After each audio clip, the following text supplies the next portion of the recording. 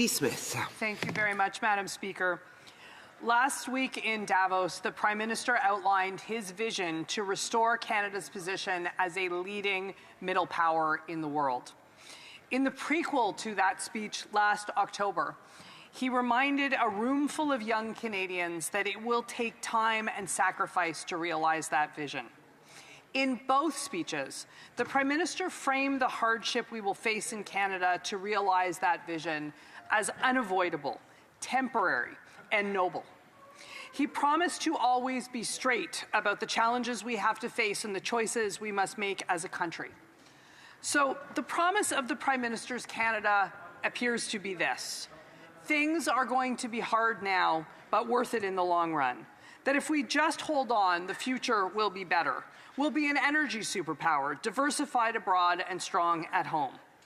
This message has gone over well with Canadians who have the assets to weather the coming storm, those seeking stability and soothing reassurance in turbulent times.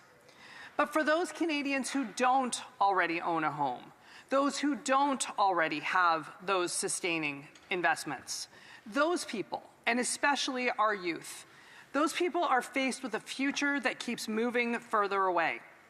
For them, the struggle is not about great power rivalry or global supply chains. It's about rent that eats up more than half their paychecks, groceries that cost more every month, 2 or 3 jobs that still do not provide enough to live on. For them, Canada's become a country where doing everything right no longer guarantees stability, let alone prosperity. A place where they're being told their sacrifice is the price of global leadership, the price of a new world order. But the question that they are asking is this: order for whom? For these folks, it feels like Canada is asking them to continually give things up while asking very little of those who already have the most. They're asked to delay home ownership so asset values of current homeowners can be protected. And they're asked to shoulder debt, taxes, and rising costs in the name of an abstract national good that never quite shows up in their own lives. They're being told that what they're experiencing is inevitable, the fault of global forces beyond our control. They work, they pay, they comply, and the promise of Canada feels increasingly hollow to them.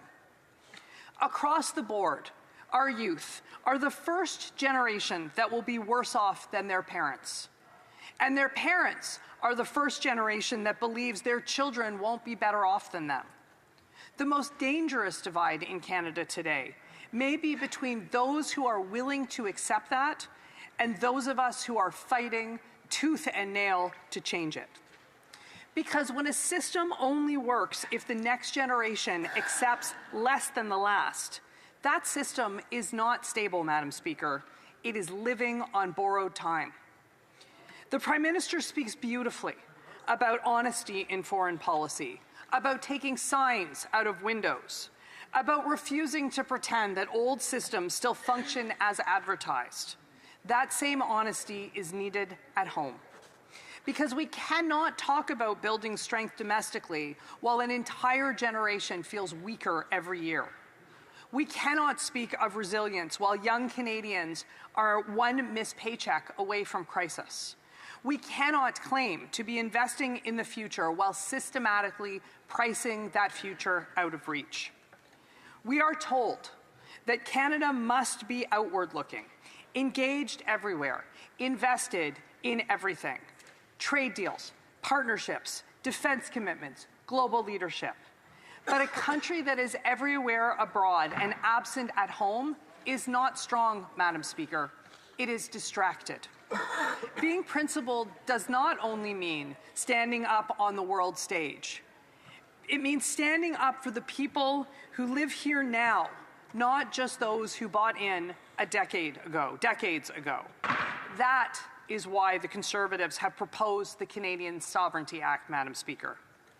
The rhetoric in the summer and fall sessions of this House seemed to pit liberal ideas against conservative ones. We could have a major projects office to fast-track anointed projects, or repeal the long list of legislation that gets in the way of those same projects. Conservatives let the Prime Minister have Bill C-5, giving him the chance to show Canadians through his Major Projects Office that his big ideas about big government would do the trick for Canadians. But the Prime Minister's words are moving faster than his work, turning the Major Projects Office into another bottleneck to prosperity. After announcements in September, October, and November referring 2 tranches of projects to the NPO, we've heard nothing. Referring a project to the NPO does not mean that it's been approved, and none of the potential projects of national interest have actually emerged from the black box of the NPO to be formally recognized by Cabinet as such, which means that they're not yet, in fact, exempt from the federal laws holding them back. This is where our Canadian Sovereignty Act comes in, Madam Speaker, getting government out of the way by repealing the federal laws that block development, incentivizing the provinces to fully open their market to fellow Canadians, rewarding those who reinvest in the Canadian economy to stop the flight of capital from our country, and ensuring continued Canadian ownership of Canadian innovations. Because we don't have to choose, Madam Speaker, and we shouldn't have to choose. We should be able to have a major project office and get government out of the way for the rest of us. Younger Canadians are not asking for special treatment. They are asking for a fair deal, for a country that does not require them to sacrifice indefinitely so existing wealth can be preserved untouched, for policies that recognize housing is a place to live before it is an investment, for a government that recognizes that security starts with food security at the grocery store. That economic strength is measured in whether people can build a life, not just on whether capital can move freely in global markets. And so, with the Canadian Sovereignty Act, Conservatives have taken the sign out of our domestic window on behalf of those without homes, on behalf of those without investments to protect from the changing world order. Because those generations no longer believe this government's story about future prosperity. If Canada is serious about building strength at home, that strength must include our next generation. That strength must include those who are struggling, not as an afterthought, not as a talking point, but as a priority. We do not need nostalgia from the past. On that, I agree with the Prime Minister. But we do need fairness and opportunity in the present. Young Canadians are not turning away from this country. They are waiting for this country to turn back to them. If we want them to believe again, if we want them to invest their lives here, then Canada must stop asking them to carry the cost of stability in a disproportionate way. That is what living in truth looks like at home. And that is the path forward that actually lasts. And so I say again, Madam Speaker, Canadians should not be forced to choose between major projects and getting government out of the way. They should be able to have both. That is why we put forward the Canadian Sovereignty Act, and we call on all parties in this House to support it. Thank you, Madam Speaker. Carmen? Questions and comments, the Honourable Member for Sherwood Park for Saskatchewan. Thank you, Madam Speaker. I thank my colleague for an excellent speech. I've been thinking a lot about this line from the Prime Minister when he was in China, where he said, "We take the world as it is, not how we wish it would be."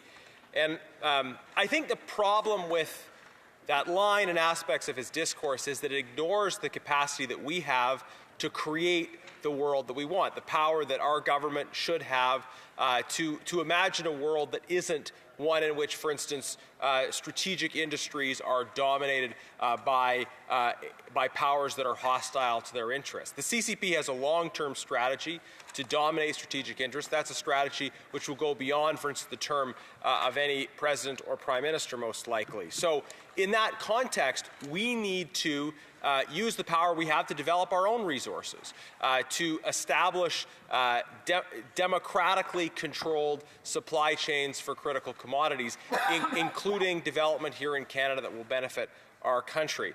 I wonder if the member could share if she agrees that the overly cynical or even pessimistic approach by the Prime Minister isn't warranted when we have the resources and the capacity ourselves to help establish democratic domination of these critical resources. Wow. The honourable member for Nanaimo, Ladysmith.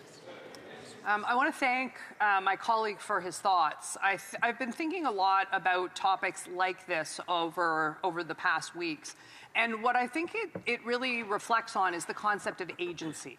And that is really one of the real differences between agency is one of the real things that divides us on this side of the House from our colleagues in government on the other side of the House. We firmly believe in agency. We firmly believe, and you can see it in this concept of the Sovereignty Act, we firmly believe that if you get government out of the way, the good people of this country have the ability to build their own lives, make their own decisions, and move our economy and the Canadian dream forward. And that's where we see hope. On the other hand, our honourable members from across the aisle tend to believe in larger institutions. They tend to believe in bureaucracy, in centralized control of things. And I think that is one of the big debates that we're having in this House. And it's going to continue, I think. Madame la députée de Jonquière. Member for Jonquière. Thank you very much, Madam Speaker. I find this rather surprising that they're asking us to ensure Canada's sovereignty and for the government to jump in the way. When the last oil and gas project that was built was the Trans Mountain pipeline, and it cost us $34 billion. There's no oil or gas company that's ready to invest because they know in the long term it's not profitable, and they don't want to invest in oil and gas infrastructure. And what's even more shocking is that when we know that 60% of big oil companies are companies that belong to the Americans. So what my colleague is saying, should we not invest in Canadian funds to allow big U.S. oil to make profits? Is that how she sees Canadian sovereignty? For Nanaimo, Ladysmith. Again, I want to thank my honourable colleague for his comments. The whole thesis that the Conservatives are putting forward through this Sovereignty Act is the idea that we should stop the flight of capital outside of this country, that we should remove the barriers to investment here, the things that cause Canadians to want to invest in other countries, and help us bring that capital, bring that investment back to Canada by removing the barriers to that. So I thank the member for his question. That is exactly what we're trying to do. Questions from the Honourable Parliamentary Secretary to the Government House Leader. Yes, thank you, Madam Speaker. I know the member doesn't want to necessarily talk about the past, but sometimes the past is a reflection of what the current leader of the Conservative Party and the mentality is. You know, when I think in terms of the Conservative Party, Madam Speaker, back in the day, did not progress the Canadian economy to the degree in which, in recognizing government involvement can make a positive difference, a positive outcome. Can the member explain to me one provincial government that has adopted the principle that this Conservative leader has, and that is for the government just to get out of the way? Does she not believe in national programs? Member for Nanaimo, Ladysmith, the very short answer. I'll just say this, Madam Speaker. I think it is incredibly rich for the member opposite, who keeps referring to this as a new government, to look into the past, to try to assume that Conservatives can't change, that we can't put forward new ideas. And from a government where we have offered to cooperate, it is especially distressing that he continues with the insults and the rhetoric, and that he's not willing to work with us on this act. Thank you.